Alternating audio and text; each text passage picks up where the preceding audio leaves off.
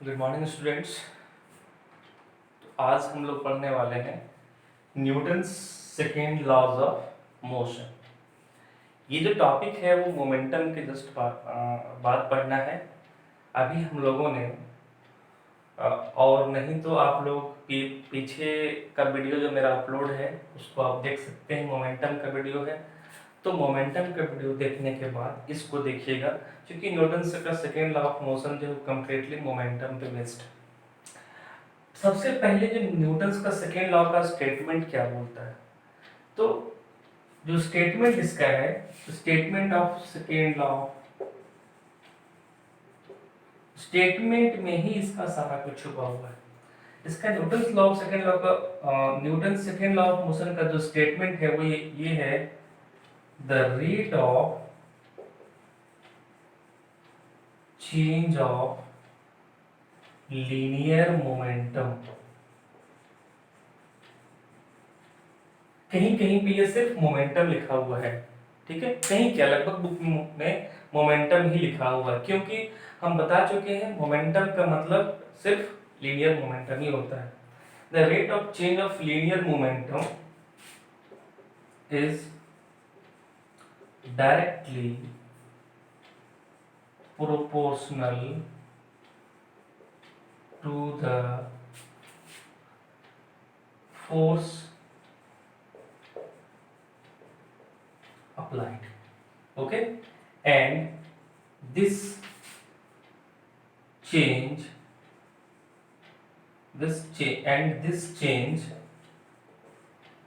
takes place along the direction of applied force.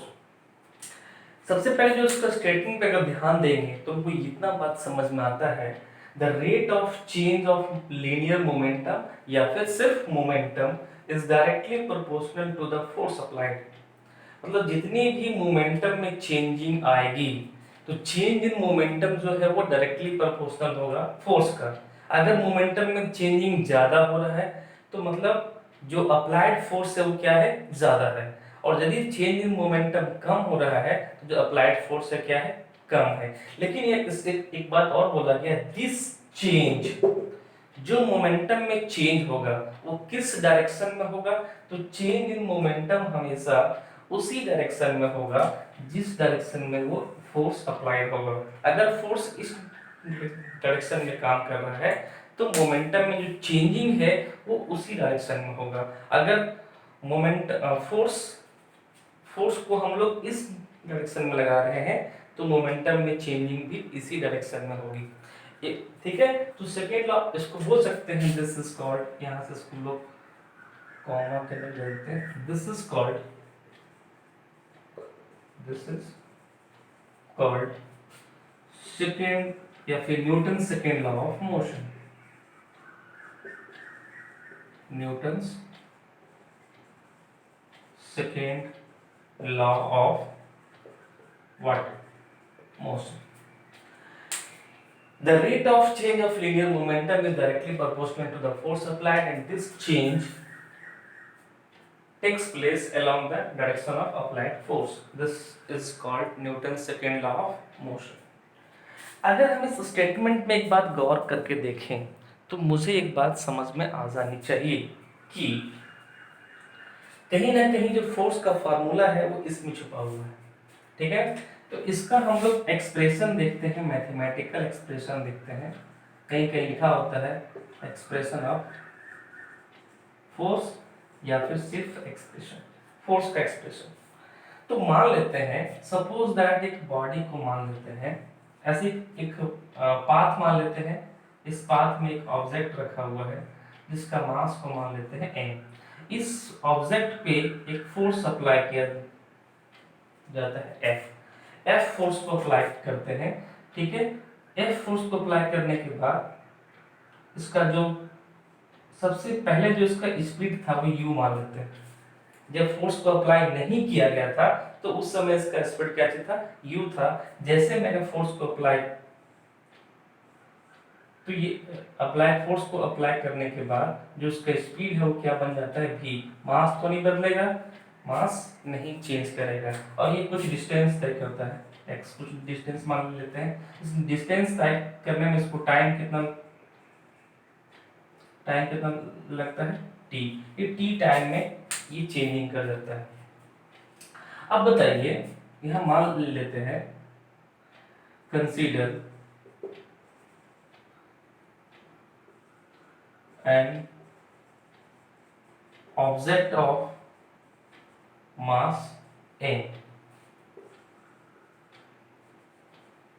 है speed कितना u, इसके पास कितना स्पीड था u। Now after applying force F, its velocity becomes v। इसका velocity कितना बन गया v। फोर्स लगाए, इसका स्पीड में क्या कर गया चेंजिंग हो गया। तो बताओ इसमें अगर देखा जाए तो दो मोमेंटम है, एक मोमेंटम यहां मिलेगा, एक मोमेंटम यहां मिलेगा, एक मोमेंटम यहाँ देखो, यहाँ पे इसका मोमेंटम को मान लेते हैं p1, ये कितना बनेगा mu। इसका मोमेंटम को मान लेते हैं p2, ये कितना बनेगा mv। तो यहाँ पे अगर देखा जाए देन हम बात करते हैं इनिशियल मोमेंटम कितना है। इनिशियल मोमेंटम को नाम दिए हुए हम लोग p1, इसका वैल्यू कितना है mu। तो जो फाइनल मोमेंटम जो इसका फाइनल मोमेंटम ये कितना है, ये है इसका p2, इसको नाम दिए हम लोग, और ये मोमेंटम बन जाएगा m इंटू v। यहाँ तक कोई दिक्कत है एक बार फिर समझिए। यहाँ पे बोला जा रहा है कि जब फोर्स को अप्लाई करेगा तो मोमेंटम में चेंजिंग होगा। मान लेते हैं एक ऑब्जेक्ट है, उसका मास कितना मान लिए m, इसका स्पीड क्या चीज था u था। जब फोर्स को लगाएंगे तो इसका स्पीड v हो गया, चेंज कर गया। तो बताइए इसका इनिशियल मोमेंटम कितना था तो mu, बाद में चेंजिंग हुआ तो mv। अब बता रहा है कि इसमें कितना मोमेंटम में चेंजिंग हुआ ये निकाल लेते हैं, चेंज इन मोमेंटम। ओके बताइए चेंज इन मोमेंटम, तो final momentum minus initial momentum. तो फाइनल मोमेंटम क्या है mv, इनिशियल क्या है mu। This is the change in momentum. अब बताओ टाइम टेकन कितना लग रहा है, this is the time taken equal to time taken equal to t time लग रहा है इसको इतना चेंज करने में। देयरफॉर यहां देखिए, therefore rate of change of momentum क्या होगा, rate of change of momentum का मतलब क्या होता है, rate of change of momentum का मतलब साफ होता है कि जितना मोमेंटम तक चेंजिंग हुआ बाय टाइम। तो इसकी ये बन जाएगा सीधा mv minus mu by what t। This is the rate of change of momentum. अब जो डेफिनेशन बोल रहा है, जो इसका स्टेटमेंट बोल रहा है the rate of change of momentum तो हम निकाल चुके हैं, what mv minus mu by t is directly proportional to force. अब अकॉर्डिंग टू लॉ बात करेंगे तो लॉ के अनुसार जो फोर्स होगा वो क्या होगा mv minus mu by t के प्रोपोर्शनल होगा, डायरेक्टली प्रोपोर्शनल होगा। ठीक है, इधर मिटा दे, ये तो स्टेटमेंट आप लिख चुके होंगे, ओके लिख ही लिए होंगे।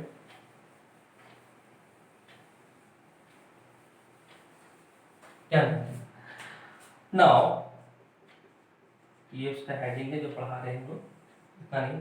Now according to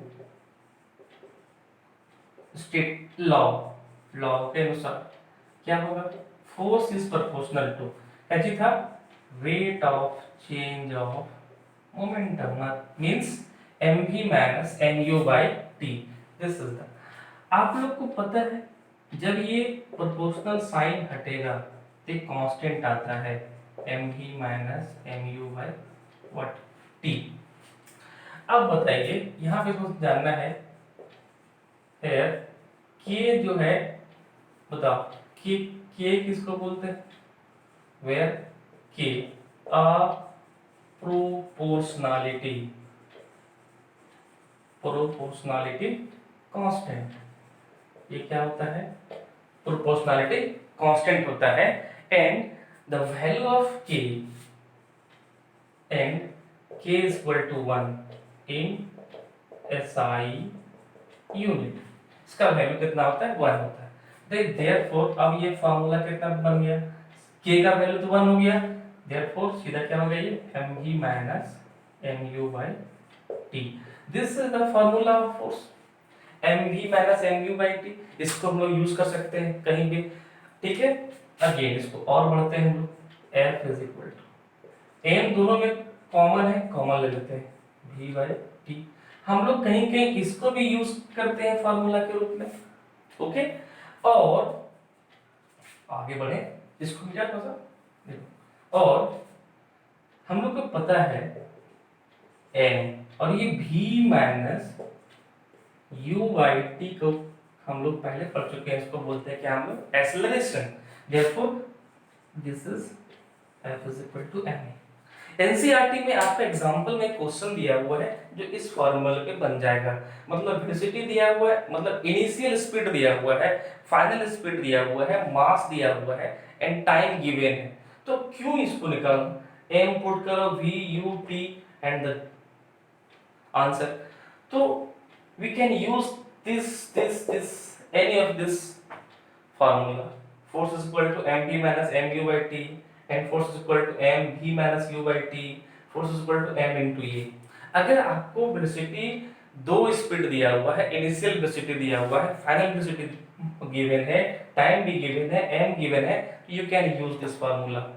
You don't need to find the acceleration from this and then put here, you can solve this in this way also, but I can feel that this is very easy to solve if the velocity and time and mass is given, and if acceleration is given then you can use this formula F is equal to m into a।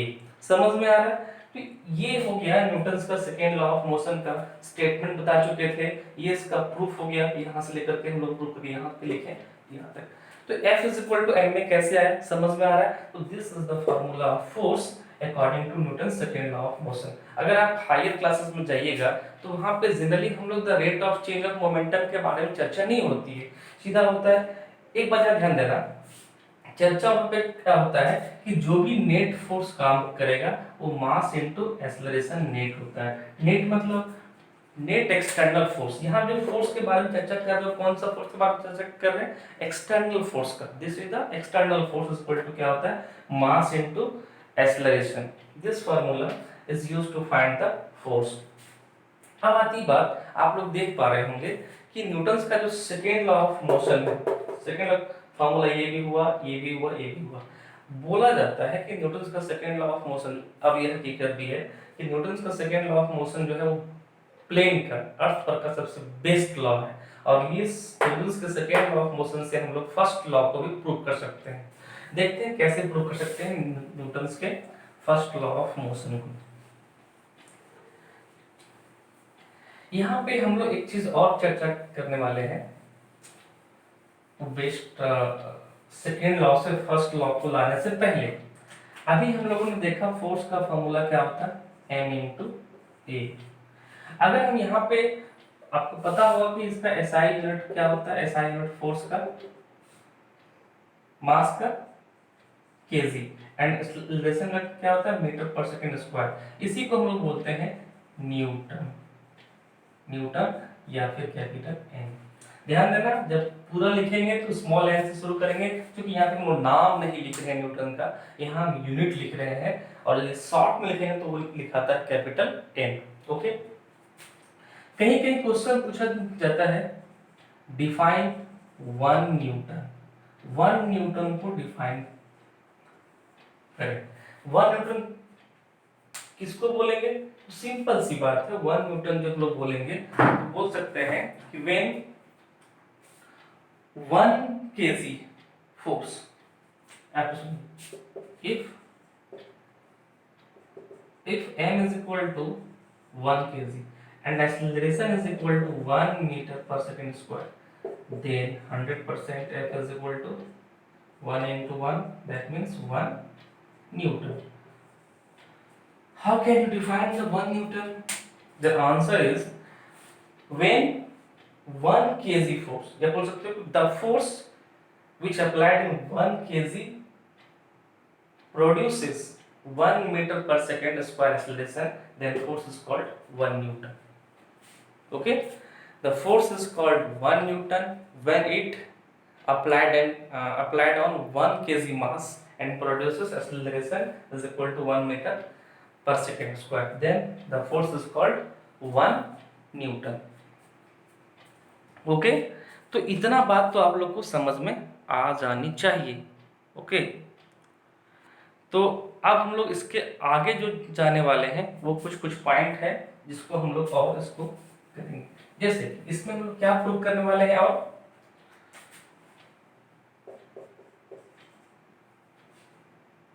First law, Newton's first law. Okay, Newton's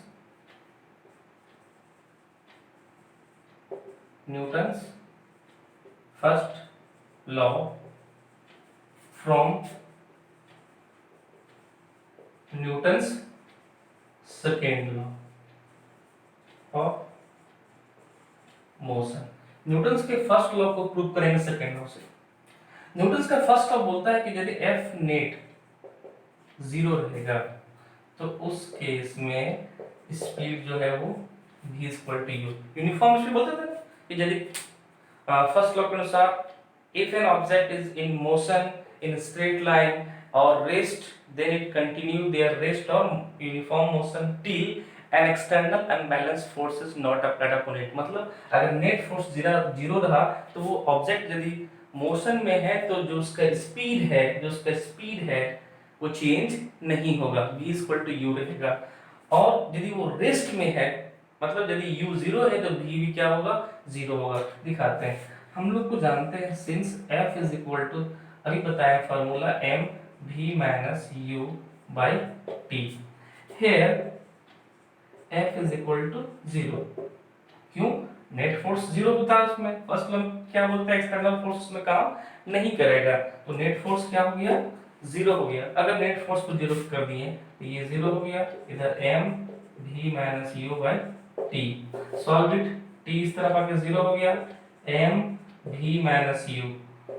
यहाँ पे मास तो 0 होगा नहीं, ये ऐसे नियम होता है, मास 0 नहीं होगा. तो ये ऐसे हम लोग क्या ऐसे बोल देते हैं इसको मैथमेटिक्स में कि ये मास को इस तरफ लेकर आगे डिवाइड के 0, ऐसा नहीं होता. ये दोनों मल्टीप्लाई में है, यहाँ पे मास 0 नहीं होगा तो 0 क्या होगा, v minus u equal to 0, therefore v equal to u. ये हो गया, v इक्वल टू u हो गया. अगर हम बात करेंगे रेस्ट में, इफ u इक्वल टू 0, तो बताइए यहाँ पे दोनों क्या है, इक्वल है, therefore v equal to also 0. ये कुछ पॉइंट है, हम लोग नेक्स्ट वीडियो में इसका जो नेक्स्ट का पार्ट है बताएंगे, इसमें कैसे कैसे हम लोग इसका यूज कर